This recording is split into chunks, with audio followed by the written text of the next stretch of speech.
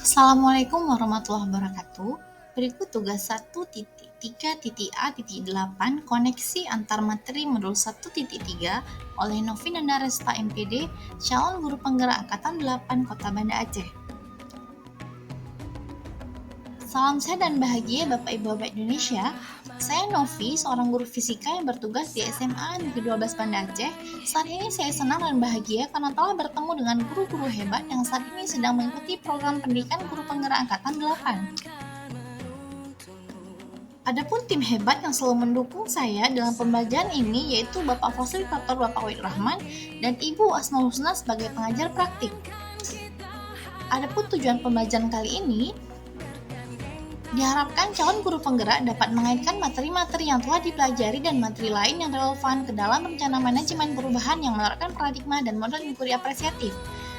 Di tahap ini, Bapak Ibu diminta untuk merefleksikan dan mengaitkan pemahaman antara modul yang telah dipelajari hingga kini dengan merespon pertanyaan berikut.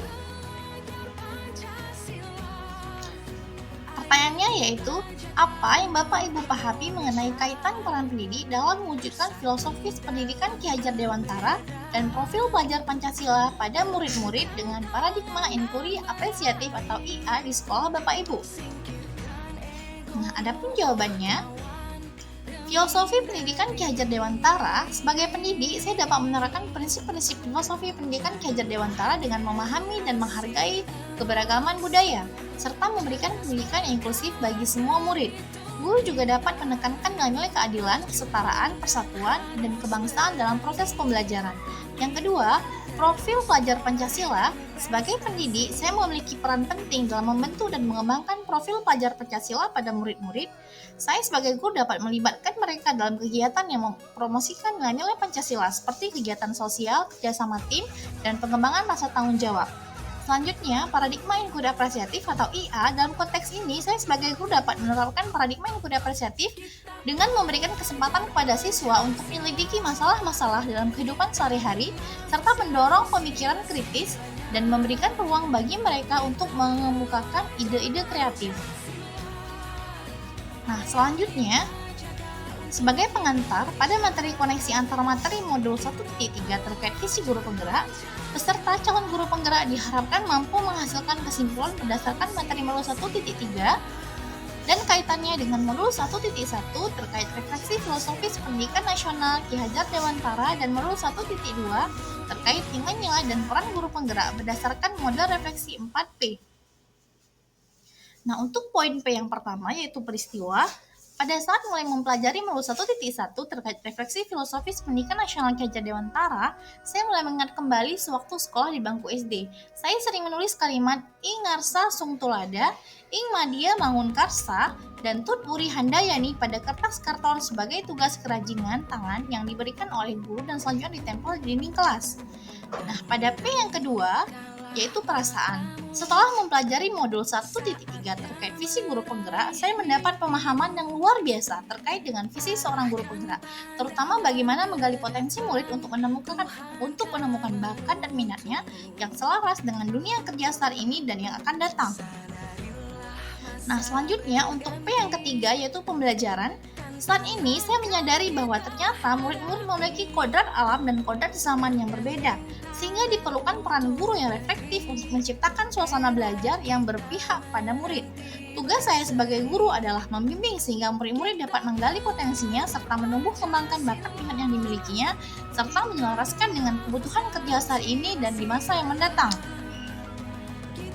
Nah, selanjutnya 4P yaitu penerapan. Yang pertama, dapat menerapkan nilai-nilai dalam pendidikan. Yang kedua, dapat meningkatkan peran sebagai guru penggerak. Yang ketiga, mengembangkan visi pendidikan. Dan yang keempat, melanjutkan penelitian dan pembelajaran. Nah, adapun visi revisi yang telah saya lakukan, yaitu isinya bergotong royong bersama, mewujudkan generasi berkarakter unggul, berintegritas, berdaya saing, dan berkontribusi positif dalam masyarakat.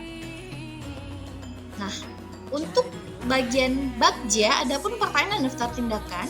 Untuk Bagian buat pertanyaannya bagaimana guru penggerak dapat menerapkan semangat bergotong royong dalam mewujudkan generasi berkarakter unggul, berintegritas, berdaya saing, dan berkontribusi positif dalam masyarakat. Adapun daftar tindakannya, yang pertama membangun lingkungan belajar kolaboratif, yang kedua mendorong tanggung jawab sosial, yang ketiga melibatkan orang tua dan komunitas, yang keempat menanamkan nilai gotong royong, dan yang kelima membangun hubungan yang saling menghargai. Nah, untuk alur bagja yang kedua, A. Ambil pelajaran atau discover. Untuk pertanyaannya, bagaimana semangat gotong royong dapat menjadi landasan penting dalam mewujudkan generasi berkarakter unggul, berintegritas, berdaya saing, dan berkontribusi positif dalam masyarakat. Adapun daftar tindakannya, yang pertama mengadakan penelitian tentang praktik-praktik bergotong royong di masyarakat. Yang kedua, melakukan observasi dan studi kasus tentang inisiatif sosial dan melibatkan bergotong royong. Yang ketiga, menyelidiki manfaat kolaborasi dan tim kerja dalam mencapai tujuan. Yang keempat, mengumpulkan dan menganalisis cerita sukses kolaborasi dalam masyarakat. Yang kelima, mengadakan diskusi kelompok untuk menggali pemahaman dan pandangan murid tentang bergotong royong. Selanjutnya, untuk alur G, gali mimpi atau dream.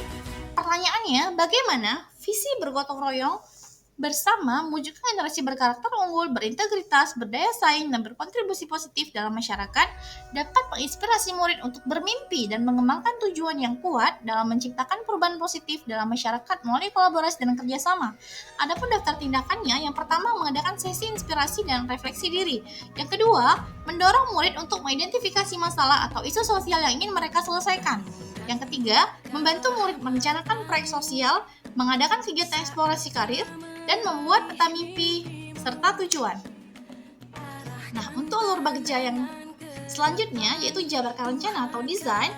Pertanyaannya, bagaimana kita dapat merancang langkah-langkah konkret dalam mewujudkan visi bergotong royong bersama, mewujudkan generasi berkarakter unggul, berintegritas, berdaya saing, dan berkontribusi positif dalam masyarakat.